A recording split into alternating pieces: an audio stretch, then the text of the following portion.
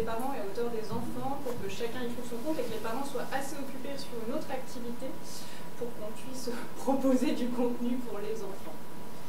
On était parti de l'idée que, par exemple, quand on regarde une vidéo sur YouTube ou des shorts, par exemple sur Snap ou ailleurs, vous pouvez le mettre en parallèle de références culturelles communes validées. Je prends n'importe quoi, hein, je prends Laurel Hardy ou Charlie Chaplin, et que la construction, elle est la même et qu'on pouvait mettre en vis-à-vis, que ça permettait de nourrir les enfants et nourrir les parents de l'autre côté, sur des choses qui sont dites qualifiées en termes d'information.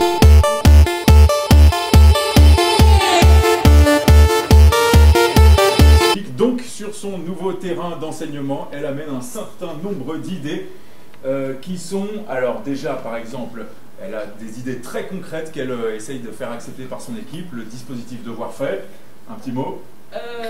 Simplement, comme on se situe en cycle 3, donc les dispositifs devoir fait va devenir obligatoire à la rentrée, et donc ça aurait pu être intéressant d'inviter les parents à s'impliquer dans le dispositif pour leur permettre d'accompagner leurs enfants sur un temps de devoir directement à l'école.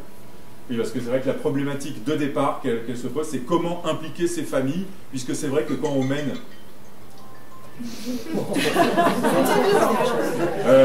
voilà, c'est toujours beaucoup plus facile d'impliquer des parents qui sont déjà impliqués, toujours très difficile de mobiliser les parents qui ont peur. Donc la journée des métiers, par exemple, avec des supports numériques, on aiderait les parents à créer leurs propres supports numériques, que ce soit des vidéos, des slides ou encore autre chose, des podcasts.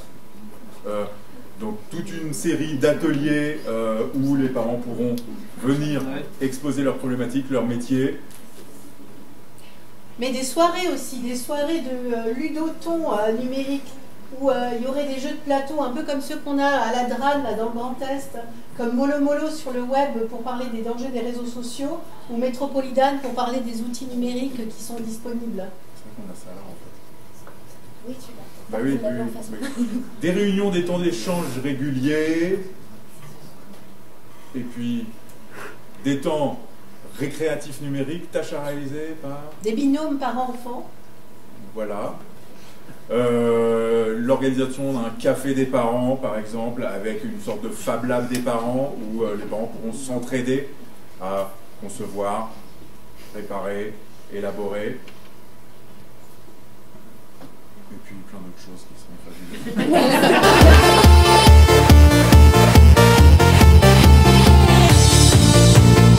Donc je vais créer un club de petits testeurs d'appli. Et pour faire monter les gamins en compétences sur les compétences numériques, on va créer un blog et des comptes de réseaux sociaux. Et on va faire des petites chroniques de jeux vidéo, on va faire des petites vidéos, etc. pour pratiquer. Mais surtout, on va tester des jeux qui vont bien, des jeux qui sont moins bien, des jeux récents, des jeux anciens, etc.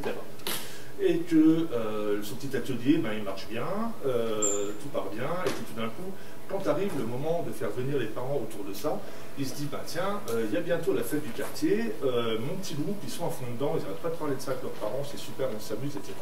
Vas-y, dans la fête du quartier, ce qu'on va faire, c'est qu'avec les gamins, on va leur faire en sorte qu'ils mettent le forcing sur leurs parents, pour que les parents viennent avec leurs vieilles consoles et leurs vieux jeux vidéo, et qu'on crée un atelier, un moment festif autour du jeu vidéo, où les parents vont montrer les jeux auxquels ils jouent, les gamins vont montrer aux parents les jeux auxquels ils jouent, etc.